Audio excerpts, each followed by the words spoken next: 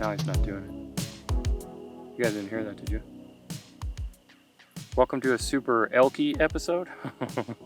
So it's the Perseid meteor shower. It's the peak tonight, and we lucked out because I'm in New Mexico and we've been having the monsoons, and they've been killing my astrophotography lately. I love the monsoons because I get my happiness lightning shots, but they ruined my astro. And I came out last night and I got this crappy shot. It was cloudy, but tonight the Perseids are peaking and there are no clouds and the Milky Way is out, and I'm stoked. I did have a slightly better composition though, which was a few hundred meters that way. However, there is a large herd of elk right over there and we can hear them yelling. So we decided just to chill here. So you're gonna have to deal with this tiny little yucca over there.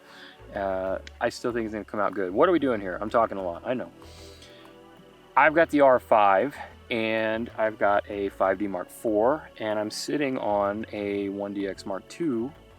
I don't know if I'm gonna use that though, but I know a lot of you guys wanna see how well the R5 does for astro, and specifically I'm gonna be comparing it to the 5D4 because that's kind of its replacement competitor type camera there. There's a lot of differences. This isn't going to be a super scientific test, but I'm going to try to ballpark it as even as I can. I'm going to use the same settings and I will switch lenses on the cameras, that way at least the lens is the same. However, this is going to be mostly a noise test, so the lens, as long as the settings are the same, shouldn't really affect that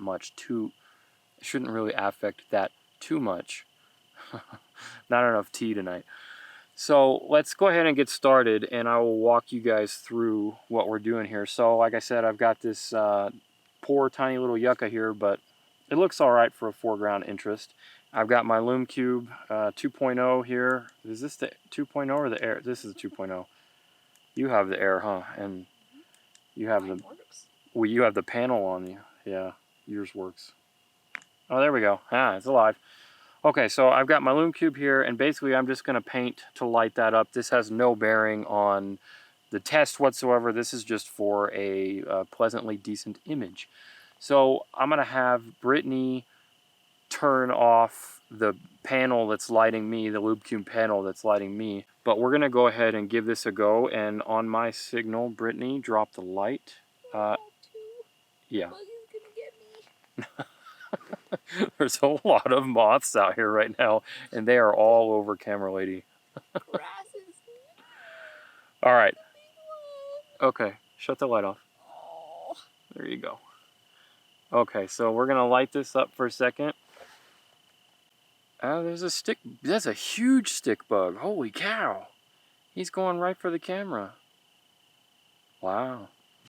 Oh, he's going towards you now. Look at him. He's coming towards you. He's coming for me. I told you. Well, he's an adorable stick bug. All right, light me up. We got a video to film.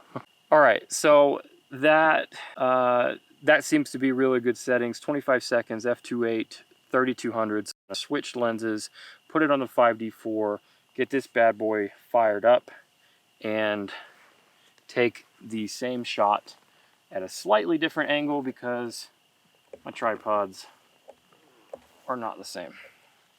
Well, it looks like the 5D4 shot is nice and clear and in focus and everything. Same settings, 25 seconds, f2.8, same lens, ISO 3200. Everything's the same as here. So now I think I'll take a vertical shot, and I'm gonna go ahead and cut it here, and I'm gonna go ahead and mess around with some different lenses on both of them and get some similar shots on both. And then I think maybe I'll even do a mini time lapse, so that, because one of the things I want to know is this gonna start heating up as it goes on? Because when you're doing a astro time lapse, you know, hour, 2 hours, whatever, 5 hours, shoot, if you let it go all night, is this thing gonna heat up? I don't think it will. I've already done a couple of long time lapses, like 2 hours long, day to night lapse stuff. Anyways, I'm gonna go over a whole, I'm working on the time-lapse video for this right now. There's gonna be a lot of stuff going on with that. I'm not gonna talk about it here.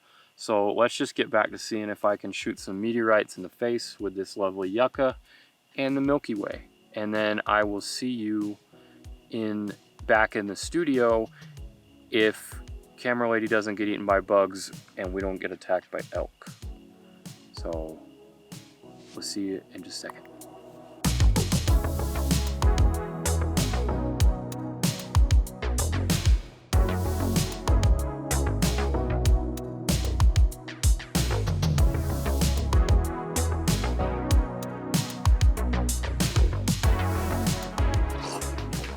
Okay, back at the office.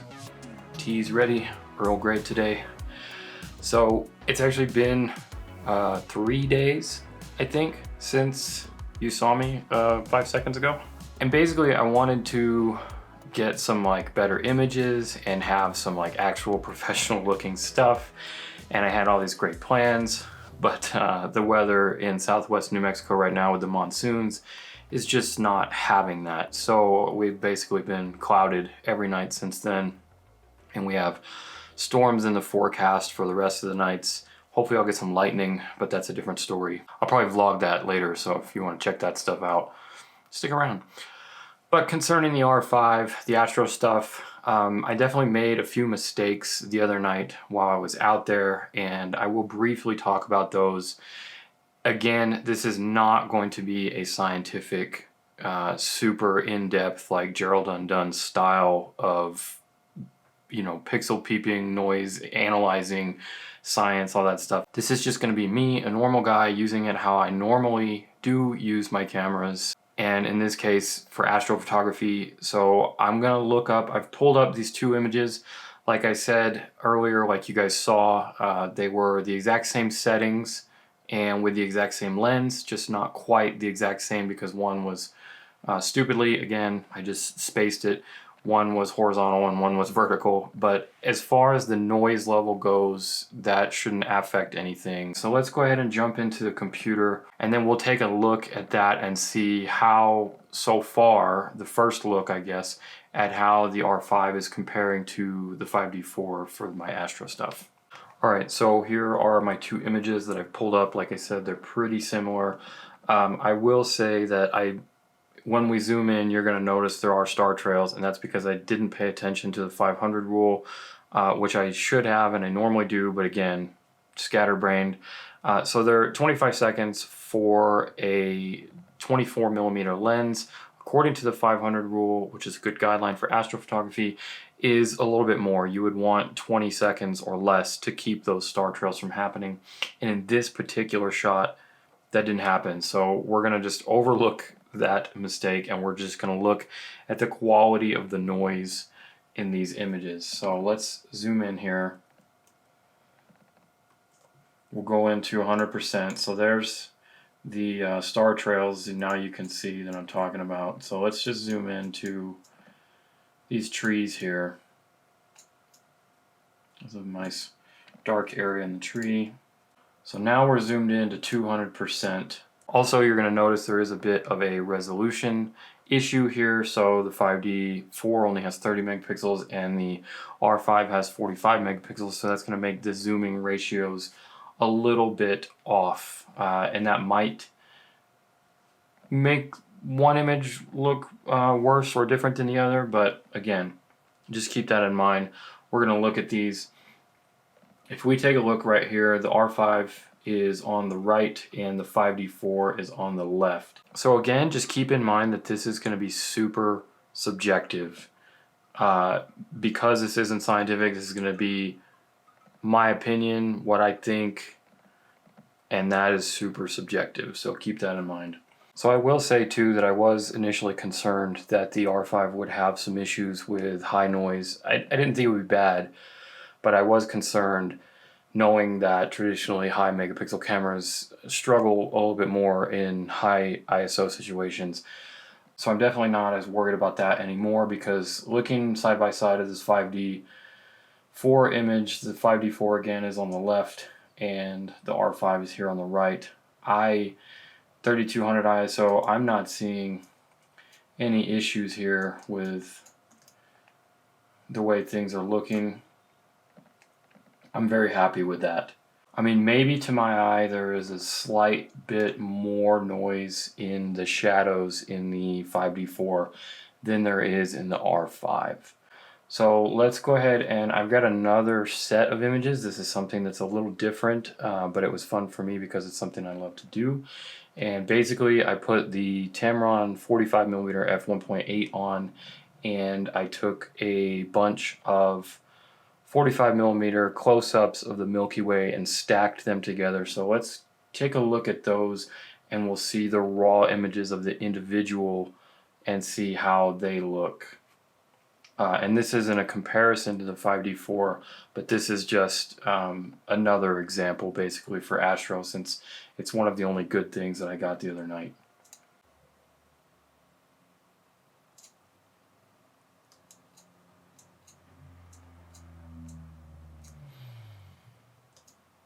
So this is at ISO 3200 at wide open at f1.8 on the Tamron 45mm, 8-second shutter. So again, that was definitely abiding by the 500 rule, keeping it under, but still keeping these and getting pin sharp stars at 45mm for 8 seconds is quite difficult. This looks to be pretty good, but you can see the noise in here, and I am actually quite pleased with the way that this noise looks at 3200 for this. I think it's pretty natural, and I think that it's pretty low comparatively speaking. So this one looks to be pretty sharp. Again, same settings. Here we got some nice clusters here that look pretty good. Of course, you are seeing some chromatic aberration with that. I mean, that's pretty typical. No matter what lens you're using, that's going to happen. But that's a lens thing. That's not a sensor thing. That's not what we're here for. So other than that, noise-wise, I'm very happy with the way this image looks. If we back out to, 33% or something, 33%, and we're looking here at the Pipe Nebula in the dark. This is one of the darker areas in the closer to the galactic core. This right here, this whole Pipe Nebula, we zoom into that, that's a nice dark area, and I'm seeing very pleasant noise for 3200 ISO, and I'm pretty happy with that actually. But let's go ahead, and so what I did is let's check out the stacked version of that. So here is, we'll take a look at the stacked version of that, and this is 17 images. I think I took like 25 of them, and 17 of them came out good. So this now is stacked with 17, and you can really see the difference. Now this is looking super clean, and I'm really stoked about that. And of course, that has nothing to do with a sensor or anything like that, how good the R5 is. This is just a stacking technique that's good for any and every astrophotography camera, lens, setup, whatever. But I just thought I would show you that just so you can see, and I'm really enjoying how this is looking out. And this is no editing. I haven't done anything to this yet. So if I were to do a little bit of editing and clean it up then and make it pop, like I said, I just wanted to show you guys a few of the things that I've done in one night with the R5 in terms of the astrophotography. So with all that super long rambling and the non-scientificness, if you guys have any questions about my experiences with this so far, I will definitely be making more videos on the R5. I'm filming with the R5 right now, so you're seeing all of this stuff you're seeing is R5 footage in 4K. It's just the 4K 24p, it's not the HQ mode. Anyways, I'm rambling again. If you guys have any questions about the R5 for astrophotography, if you want to see more of that, more about it, more with it, let me know. Follow me on Instagram because I do post there regularly, and I have been posting daily with R5 images. So that's a good place to keep tabs on more real-world uses from the R5. I will be making more astro vlogs, of course, as the summer goes on. My R6 will get here in a couple weeks now as of filming this. So very excited about that. I will definitely be doing some comparisons for astro, for wildlife, that kind of thing.